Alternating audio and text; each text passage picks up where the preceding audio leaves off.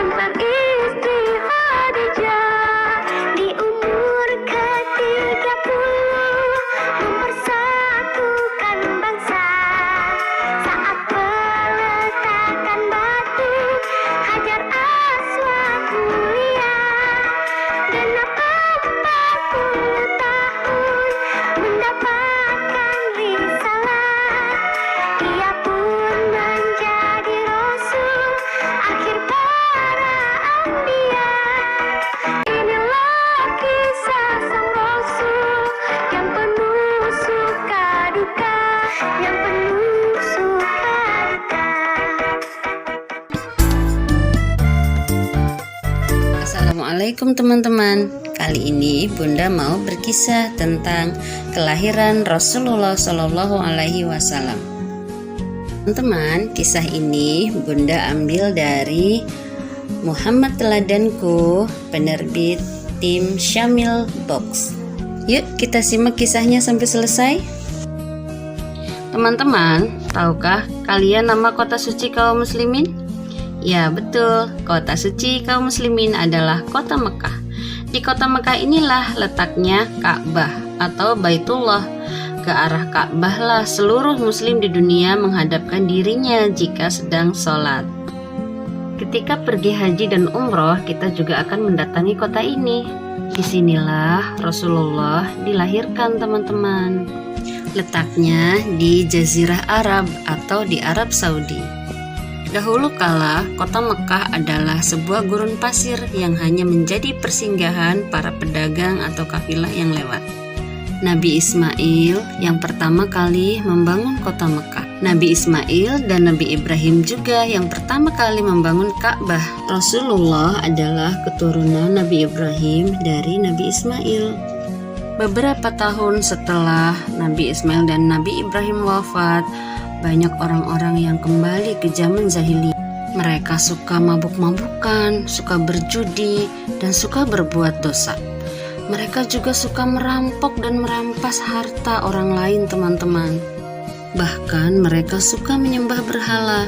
Oh ya teman-teman, awal mula penyembahan berhala di Mekah adalah ketika seorang bernama Amr bin Luhai membawa berhala besar bernama Hubal yang dibelinya di daerah Syam. Kemudian berhala itu ditaruh di Ka'bah teman-teman, dan dia menyuruh orang-orang untuk menyembahnya. Zaman ini disebut zaman jahiliyah. Pada suatu hari ada peristiwa teman-teman, yaitu penyerbuan Ka'bah oleh Raja Abraha karena dia tidak suka dengan Ka'bah yang menjadi bangunan suci bangsa Arab saat itu. Akhirnya pertempuran pun terjadi teman-teman antara pasukan Raja Abraha dan penduduk Mekah saat itu. Namun Allah melindungi kota suci Mekah dengan menurunkan bantuan berupa pasukan burung ababil yang membawa batu yang panas dan menyerang pasukan Raja Abraha. Sampai kemudian pasukan Raja Abraha menyerah.